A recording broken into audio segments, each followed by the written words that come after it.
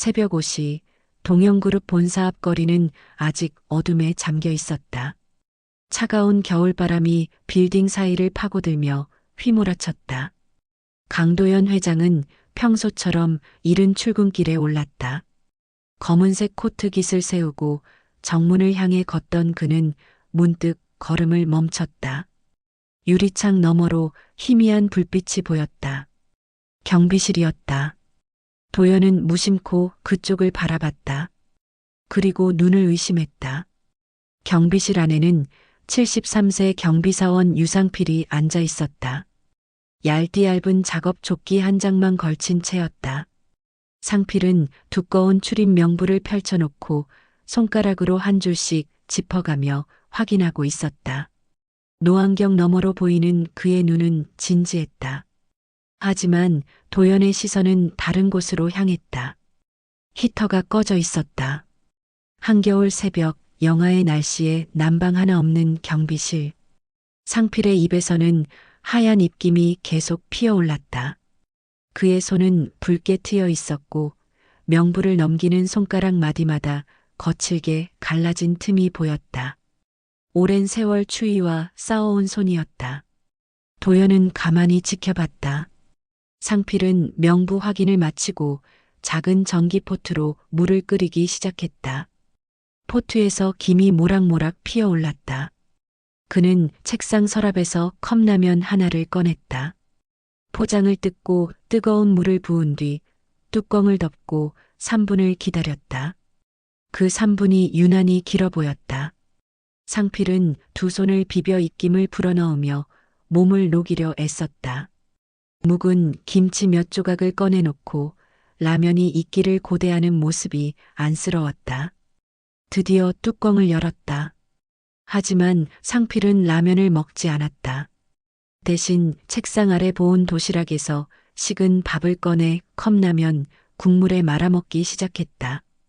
김이 모락모락 나는 국물에 찬밥을 비벼가며 후루룩 소리를 내며 급하게 입에 넣었다. 추워서 손이 떨리는지 숟가락이 자꾸 흔들렸다. 라면은 그대로 두고 국물만 밥에 부어 먹는 모습. 도연은 그 장면을 보며 가슴이 먹먹해졌다. 왜 저렇게 드시지? 의문이 꼬리에 꼬리를 물었다. 12년을 함께 일한 직원이었다. 매일 아침 정문에서 90도로 허리 숙여 인사하던 그 사람. 비가 오나 눈이 오나 자리를 지키던 그 모습. 그런데 왜 추운 경비실에서 히터도 없이 제대로 된 식사도 못하고 있는 걸까? 도연은 발걸음을 돌렸다. 하지만 머릿속에서는 상필의 붉게 튼 손, 하얀 입김, 그리고 국물에 말아먹던 찬밥이 계속 맴돌았다. 뭔가 잘못됐어. 이건 아니야. 회장실로 올라가는 엘리베이터 안에서도 도연은 그 장면을 잊을 수 없었다. 73세의 노인이 영하의 추위 속에서 새벽부터 회사를 지키는데 기본적인 난방조차 제공하지 못하는 회사. 그것도 자신이 경영하는 회사에서. 도연의 눈빛이 차갑게 가라앉았다. 무언가 심각하게 잘못되어 있었다. 그리고 그것을 바로잡아야 한다는 결심이 섰다. 진아 비서, 지금 당장 내 사무실로. 도연의 목소리에는 평소와 다른 단호함이 묻어났다. 회장실 문이 열리자마자 도연은 비서 진아를 불렀다. 진아 씨, 경비실 히터는 왜 꺼져 있습니까? 목소리는 차분했지만 진아는 그 안에 담긴 무게를 느꼈다. 10년 넘게 함께 일한 그녀는 회장의 이런 톤을 알았다. 뭔가 심각하게 잘못됐을 때 나오는 목소리였다. 히터요? 경비실 말씀이십니까? 네. 유상필 경비님이 계신 곳이요. 한겨울에 난방이 안 되던데. 진아는 당황한 표정으로 태블릿을 열어 확인했다. 손가락이 화면을 빠르게 넘겼다. 시설관리 관련 문서들이 줄줄이 펼쳐졌다. 아, 이게 뭡니까? 시설관리팀 보고서를 보니 경비실 히터가 11월 초에 고장났다고 나와 있습니다. 11월 초요? 지금이 1월인데? 도연의 목소리가 한 톤 낮아졌다. 진아는 침을 삼키며 계속 설명했다. 부품 교체가 필요한데 예산 검토 중이라 수리가 미뤄졌다고 합니다. 시설관리팀장 김병철 차장이 올린 품위서가 2달째 결제 대기 상태입니다. 2달? 부품 교체 비용이 얼마나 되길래 2달씩이나 검토를 합니까? 87만 원입니다. 순간 침묵이 흘렀다. 도연은 믿을 수 없다는 표정으로 진아를 바라봤다. 지금 제 귀를 의심하게 만드는 겁니까? 87만 원 때문에 노인 한 분이 2달 동안 영하의 추위에 떨었단 말입니까? 죄송합니다. 제가 미처 확인하지 못했습니다. 진아는 고개를 숙였다. 하지만 도연의 분노는 그녀를 향한 것이 아니었다. 누가 결제를 맡고 있죠? 관리본부 최상무입니다. 분기별 예산 집행률이 높아서 불필요한 지출을 줄이라는 지시를 내렸다고 합니다. 도연은 책상을 손으로 짚으며 심호흡을 했다. 경비실을 지나칠 때 봤던 상필의 붉게 튼 손, 하얀 입김, 그리고 얇은 조끼만 걸친 모습이 떠올랐다. 불필요한 지출이라. 중얼거리는 도연의 목소리에는 씁쓸함이 묻어났다. 진아 씨, 다른 경비실들도 확인해 보세요. 혹시 또 이런 곳이 있는지. 알겠습니다. 진아가 나가려는 순간 도연이 다시 불렀다. 잠깐만요. 유상필 경비님 근무 기록 좀 가져와 주시겠습니까? 네, 바로 준비하겠습니다. 30분 후 진아는 두툼한 파일을 들고 돌아왔다. 도연은 천천히 서류를 넘겼다.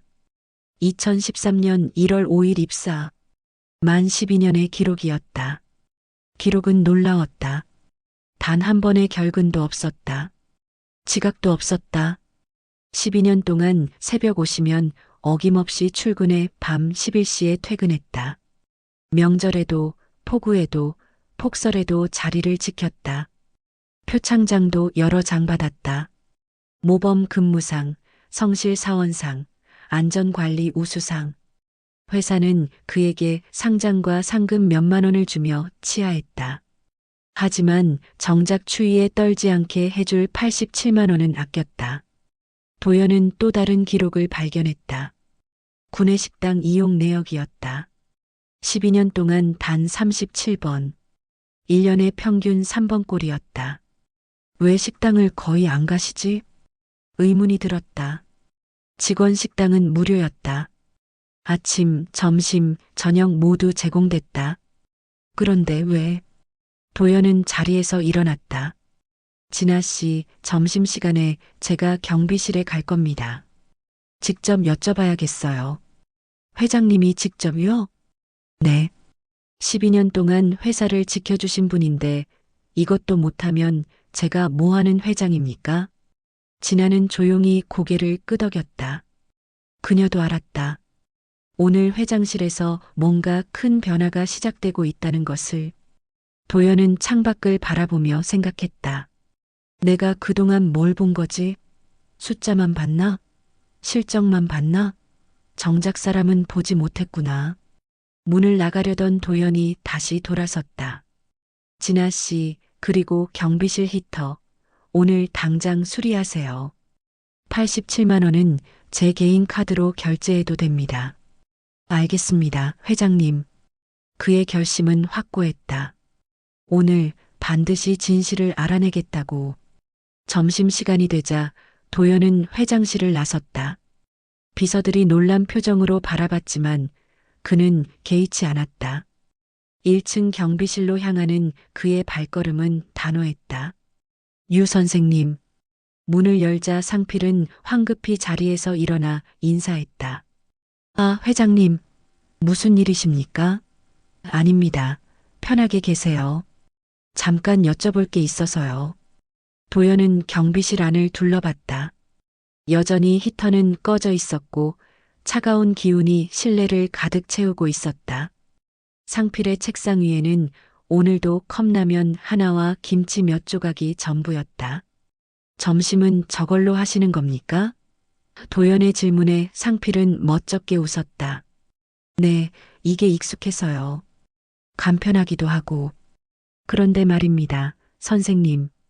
제가 근무 기록을 봤는데 구내식당을 거의 안 가시더군요.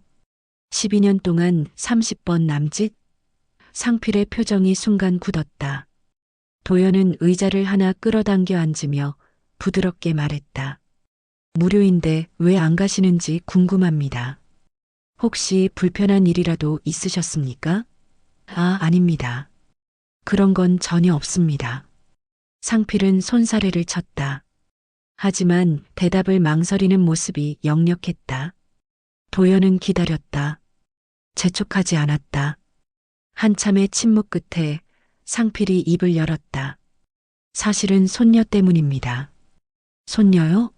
네. 올해 21인데 지방 대학 3학년입니다. 착한 아이인데 등록금이 만만치 않아서요. 상필의 목소리가 조금씩 떨렸다. 도연은 조용히 귀를 기울였다. 아들 녀석이 일찍 사고로 세상을 떠났습니다. 며느리도 재혼을 했고요. 그래서 제가 손녀를 키웠습니다. 할머니랑 둘이서요. 그러셨군요. 대학을 보내고 싶었습니다. 가난해도 배운 만큼은 주고 싶었거든요. 그래서 이 나이에 경비 일을 시작했습니다. 상필은 책상 서랍을 열어 낡은 통장 하나를 꺼냈다. 손녀 은지 학자금이라고 손글씨로 적혀 있었다. 매달 여기에 조금씩 넣습니다.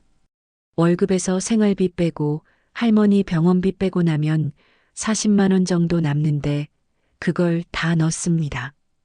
그럼 선생님은? 저야 뭐 먹을 게 많습니까? 라면이면 충분합니다. 도연은 가슴이 먹먹했다. 상필은 계속 말을 이었다. 식당 밥을 먹으면 점심값은 안 들지만 저녁에 출출할 때 간식거리를 사게 됩니다. 커피도 한 잔 사게 되고요. 그러면 한 달에 5만 원, 6만 원씩 새어나갑니다. 그 돈까지 아끼신 겁니까? 네. 티끌 모아 태산이라고 매달 5만 원이면 1년에 60만 원입니다.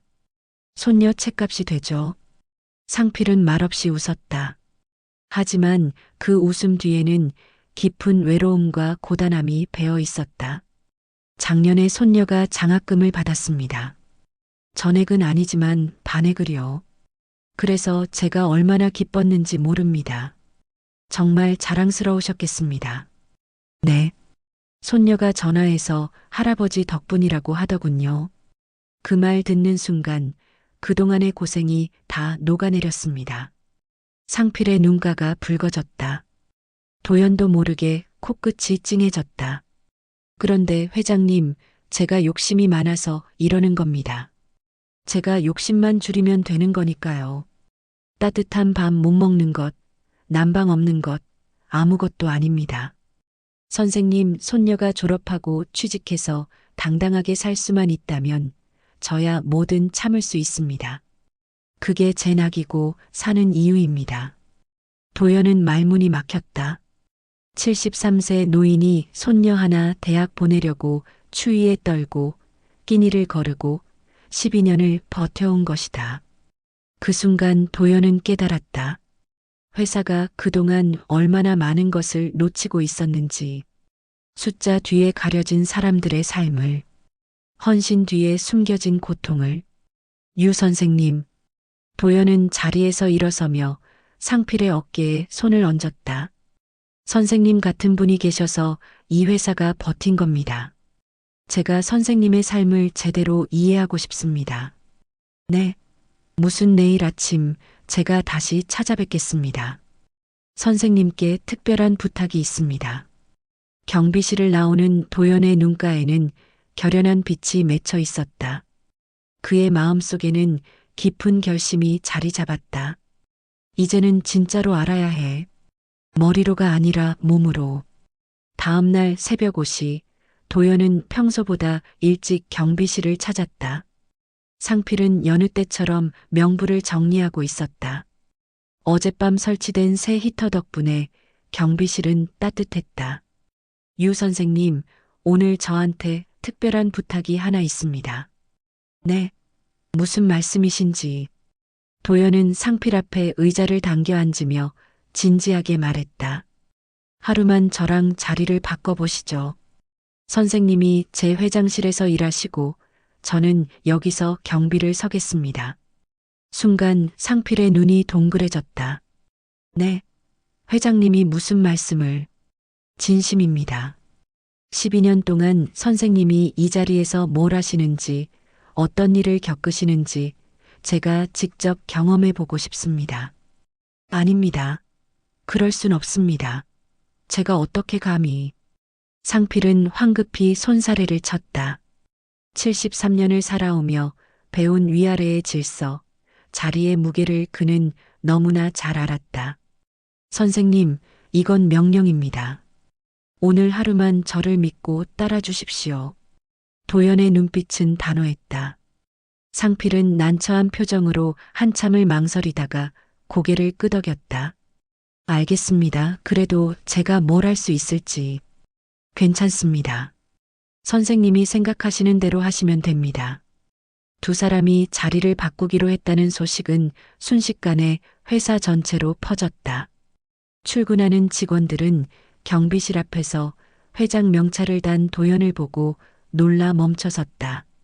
저 회장님? 왜 거기 계세요? 오늘은 제가 경비입니다. 어서 들어가세요. 직원들은 어리둥절한 표정으로 서로를 쳐다봤다. 누군가 속삭였다. 대체 무슨 일이지?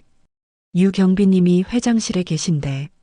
뭐, 그게 무슨 소리야? 소문은 눈덩이처럼 불어났다.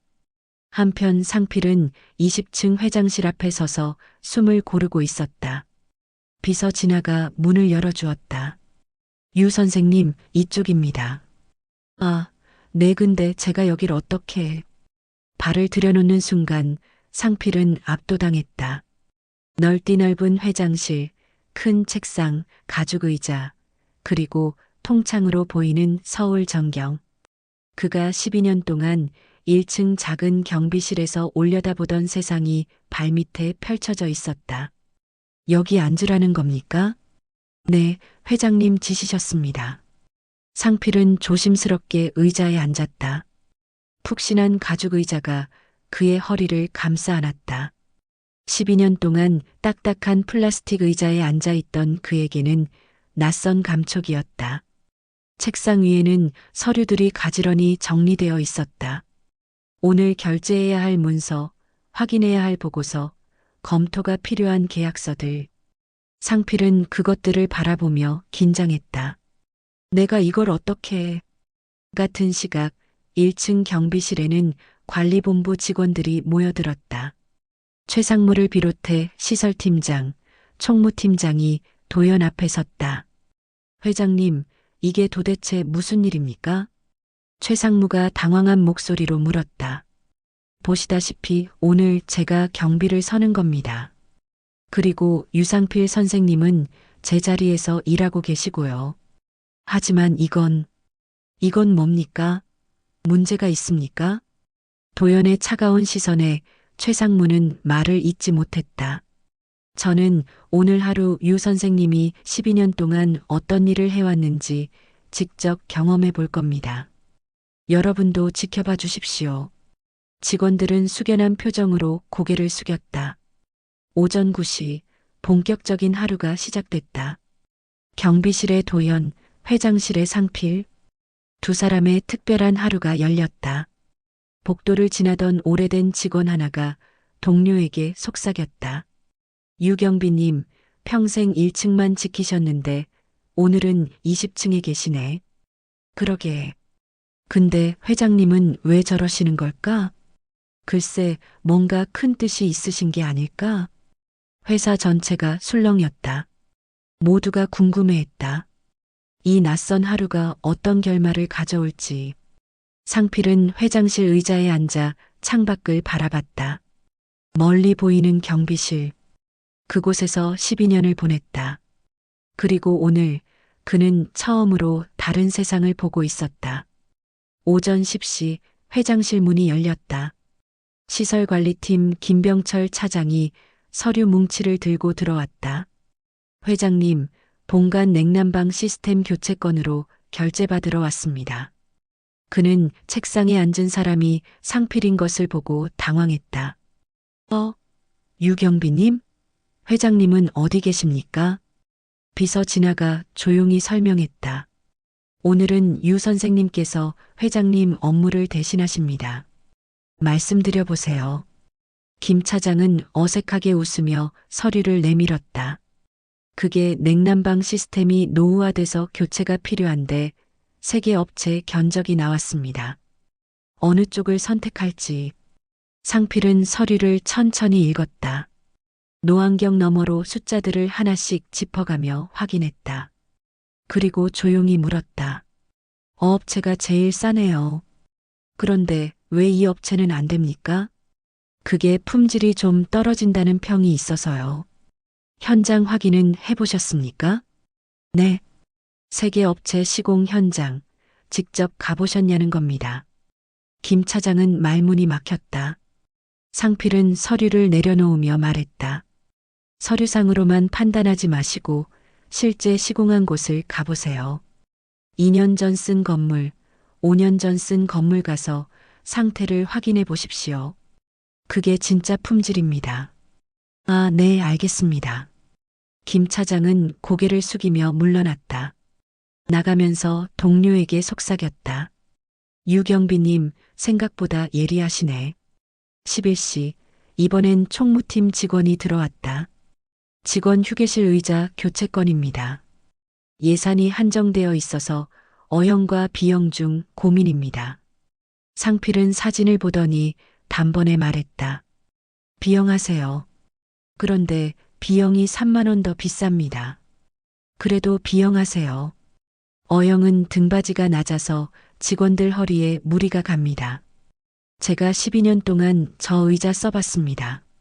3만 원 아끼려다 직원들 허리 상하면 나중에 산재 처리하는 비용이 더 듭니다.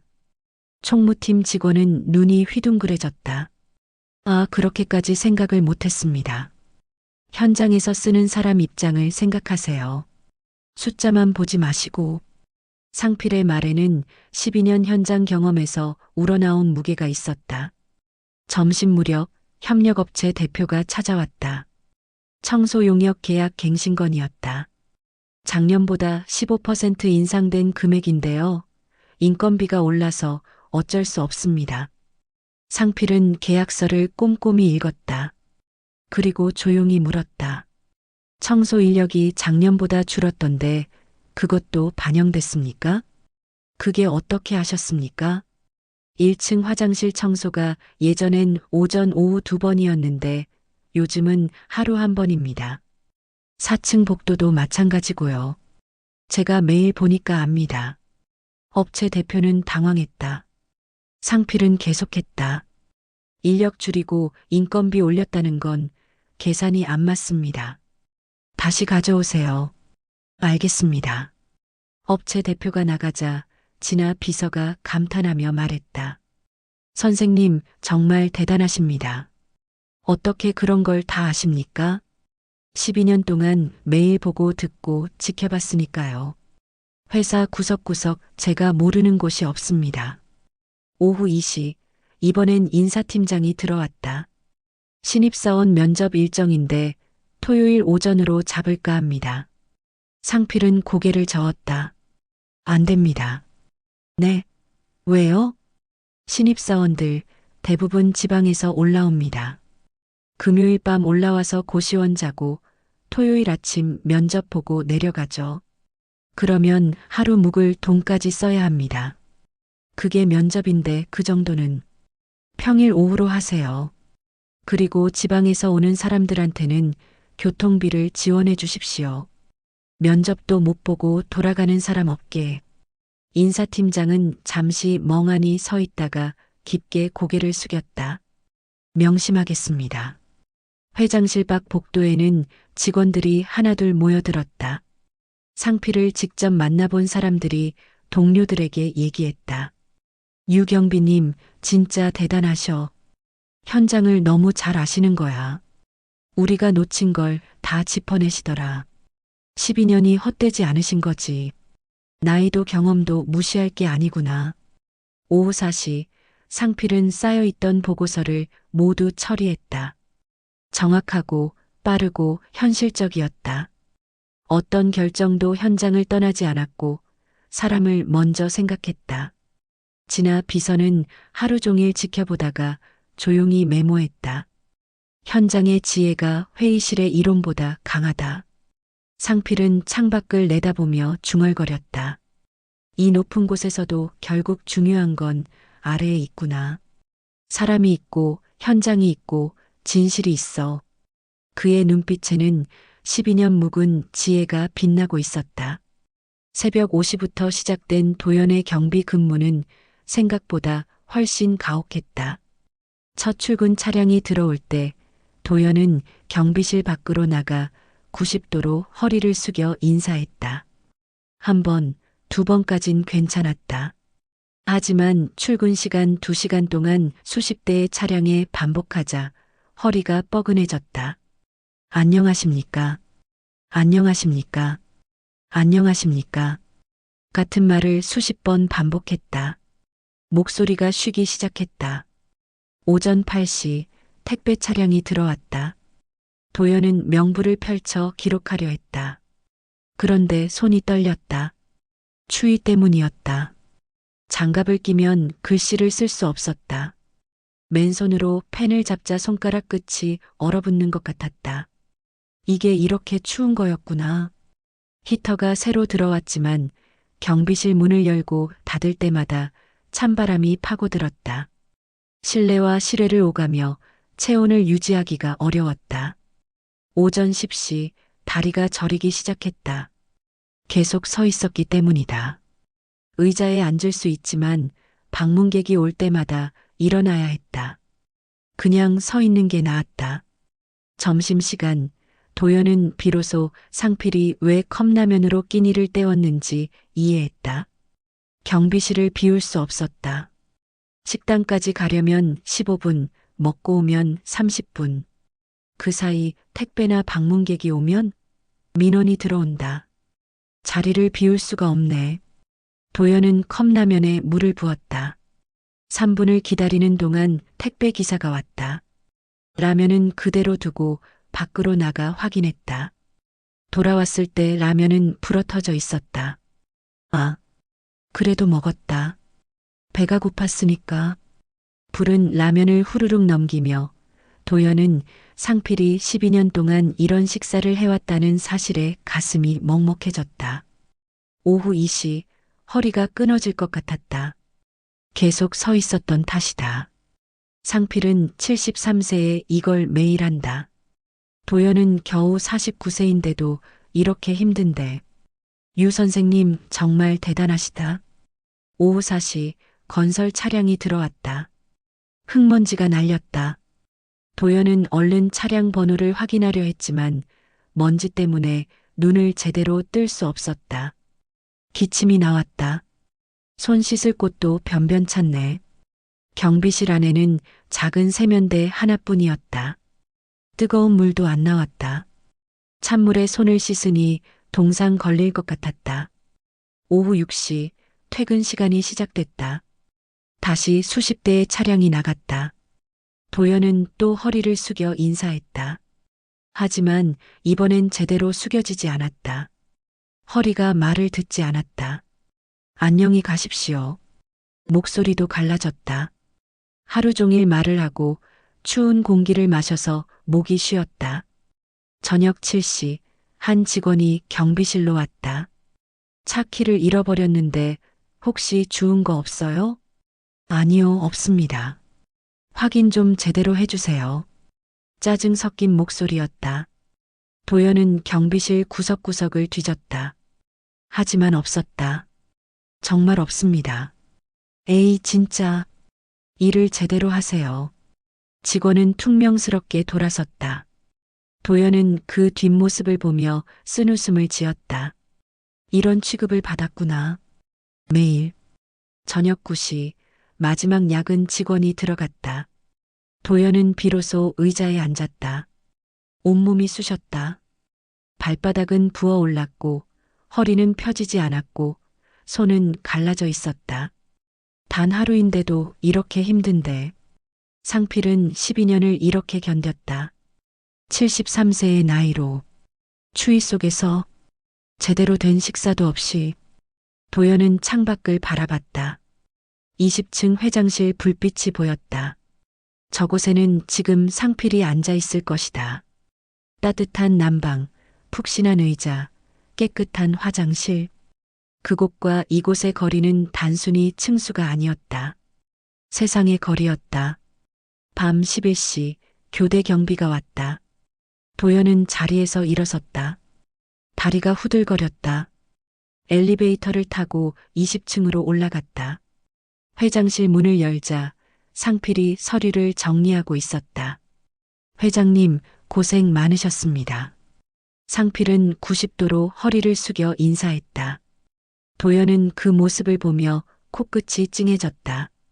아닙니다. 제가 배웠습니다. 네. 선생님이 얼마나 대단한 분인지 오늘 깨달았습니다. 도연의 목소리가 떨렸다. 상필은 어색하게 웃었다. 제가 뭐 그저 제 일을 했을 뿐입니다. 아닙니다. 선생님은 이 회사의 기둥입니다. 도연은 상필의 손을 잡았다. 거칠고 트인 그 손. 12년의 무게가 느껴졌다. 다음 날 오후 5시 도연은 전 직원 회의를 소집했다. 1층 로비에 200여 명의 직원들이 모였다. 긴급 회의라는 공지에 모두들 긴장한 표정이었다.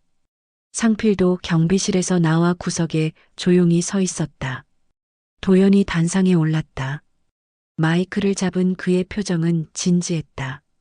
여러분, 귀한 시간 내주셔서 감사합니다. 오늘 꼭 전하고 싶은 이야기가 있어서 이렇게 모셨습니다. 직원들은 숨을 죽이고 귀를 기울였다.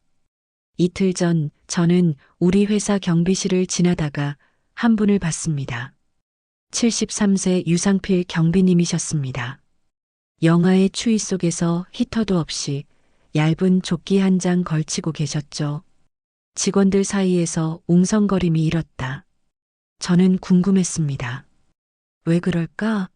알고 보니 87만 원짜리 히터 수리비가 2달째 결제가 안 되고 있었습니다. 예산 절감 때문이라더군요. 최상무가 고개를 떨구었다. 그래서 어제 저는 유 선생님과 하루 동안 자리를 바꿨습니다. 제가 경비실에서 근무하고 유 선생님이 제 자리에서 일하셨죠. 직원들의 눈이 커졌다. 소문으로만 들었던 이야기가 사실이었다. 12시간을 서서 근무하며 저는 깨달았습니다. 유 선생님이 12년 동안 얼마나 힘들게 이 회사를 지켜오셨는지. 추위, 배고픔, 무시, 외로움. 그 모든 걸 견디면서도 단 한 번의 불평 없이 자리를 지키셨습니다. 도연의 목소리가 떨렸다. 그리고 유 선생님이 제 자리에서 보여주신 모습을 봤습니다. 12년 현장 경험에서 우러나온 해안, 사람을 먼저 생각하는 따뜻함, 현실을 꿰뚫는 정확함. 그분이야말로 이 회사의 진짜 기둥이었습니다. 도연은 상필을 향해 손을 내밀었다. 유상필 선생님, 앞으로 나와 주십시오. 상필은 당황해서 주춤거렸다. 주변 직원들이 그를 부드럽게 밀었다. 그는 떨리는 발걸음으로 단상으로 걸어갔다. 도연은 상필의 손을 잡고 높이 들어 올렸다. 오늘부터 유상필 선생님을 보안시설 총괄 책임자로 임명합니다. 순간 장내가 조용해졌다. 그리고 곧 박수가 터져 나왔다. 처음엔 듬성듬성, 그러다 점점 커지고 마침내 우레와 같은 박수가 로비를 가득 채웠다. 짝짝짝짝짝. 상필의 눈에 눈물이 고였다. 73년을 살며 처음 받아보는 인정이었다. 도연은 계속 말했다. 월급은 기존 대비 3배로 인상합니다.